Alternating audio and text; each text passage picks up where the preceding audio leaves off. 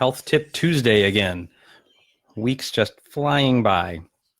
And this week, I'm trying something a little bit new with my audio, so hopefully the sound is a little bit better. We'll see.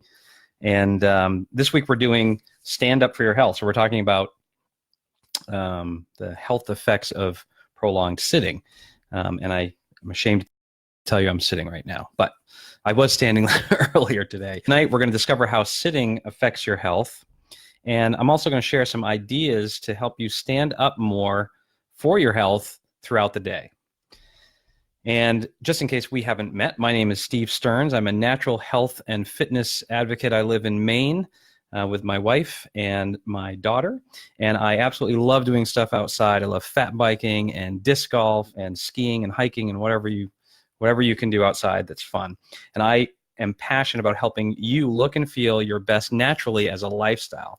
So if you'd like to learn more about that and what I do, and get some free resources and things, please visit me at stevestearns365.com. All right, enough about that. So what is so bad about sitting anyway? I mean, sitting seems like a pretty mundane thing, a pretty normal thing. And of course, when we sit, we're using less energy than we do when we move. So that's a given. But what you may not know is sitting for long periods of time has actually been linked with some very dangerous health concerns like obesity, high blood pressure, cardiovascular disease, and even cancer. Some people say, sitting is the new smoking, and the reason for that is that it is literally on par with smoking when it comes to your risk of heart attack. Studies have found that when you sit for a long time, it increases coronary artery calcification, which can increase your risk for heart attack. And again, this cardiologist from the Mayo Clinic says that for people who sit most of the day, their risk of heart attack is about the same as smoking. So that's pretty amazing. That's pretty scary stuff. And don't sit around smoking. It's twice as bad. I guess I would give up smoking first and think about giving up sitting second. So here's another issue with regard to prolonged sitting. Excuse me, my cat just decided to come visit me. Freak me out a little bit. Okay. So it also increases your risk of type 2 diabetes.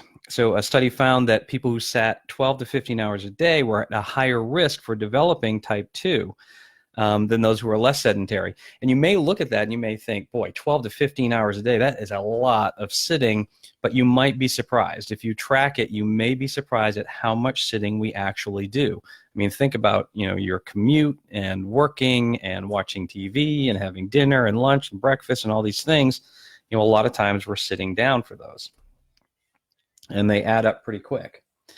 Obviously, weight gain is another big concern, and obesity is a big concern because you're not burning the same amount of calories when you're sitting as you are when you're standing and moving around. But I thought this was really interesting. There are these things called osteocytes in your bones that detect weight bearing on your skeletal system. And when you're sitting, the bones aren't sensing your full body mass, and that triggers you to want to eat more. So you may actually be eating more as a result of sitting or prolonged sitting. So as you can see, there's a lot of different health concerns with regard to sitting too much. So let's talk about some ideas to stand more and sit less. So this is pretty easy stuff. The first one is to log your time in the seat. Now, you can keep a sitting log, but to me that seems like an awful lot of work for this. But I do think it's important to try to identify how long are you sitting. So I've got a free resource for you, and I'll talk to you about that towards the end here, but there's a thing called the Sitting Time Calculator, which is a free online tool, and you can just kind of type in, some estimates of how much time do you spend doing this, doing that, doing this, doing that, and it will let you know in the end how much of your day, what percentage of your day is spent sitting. So you can get an idea of, is this a concern for you? You may be someone who spends their entire day on their feet. That's the type of job that you have, and that's great. You still might want to check it out and see what it tells you.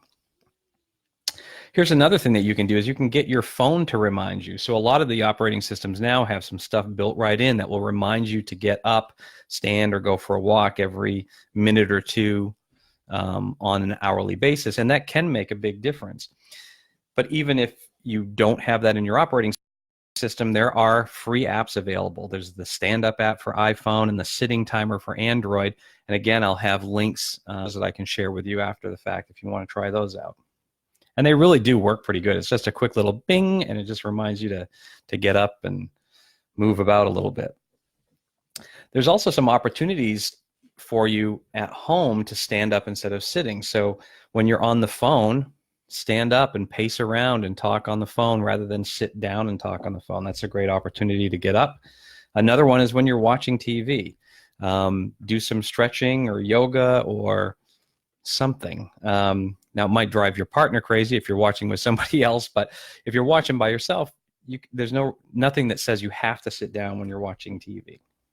Same with your computer. And here's some ideas for the office. Have walking meetings. And in fact, they've shown that walking actually boosts creativity output by about 60%. So this could be good for your career too. Who knows?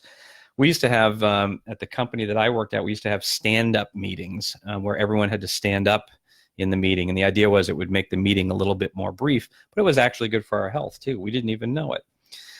Get a stand-up desk. I have one of these at work, and it's fantastic. It's awesome to be able to change your position every once in a while and stand up. And for some reason, I feel like I'm more productive when I'm standing up as well.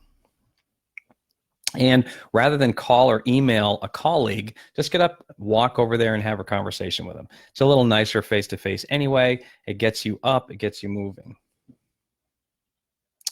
And the best thing that you can do is get up and go join my private Facebook group. So the reason for this is that's where you're going to find these links. I'll have those links in the private Facebook group for you. Additionally, if you are concerned about any of the things that we talked about from a health perspective, blood pressure, cardiac disease, cardiovascular disease, obesity, any of those things, I've got some great resources in this group, including more information about my 30 Days to Healthy Living Challenge, which addresses those sorts of things. And it's a really simple idea. It's give your body the nutrition that it needs, and the body can heal itself. And we've seen that happen over and over again. And even if you feel like you eat really well now, and you very well may, congratulations, chances are there are things that you are doing despite your best efforts that are working against you. And it's not your fault. It's just, we've all bought into some things that the marketers have been telling us. So check this out. It's a free group, but it is a private group. So I don't let just everybody in, but since you're here on this thing today, go to facebook.com/groups/Pure Health 365, and I'll have a post of this presentation, and I'll also have those links that we talked about in that post for you as well.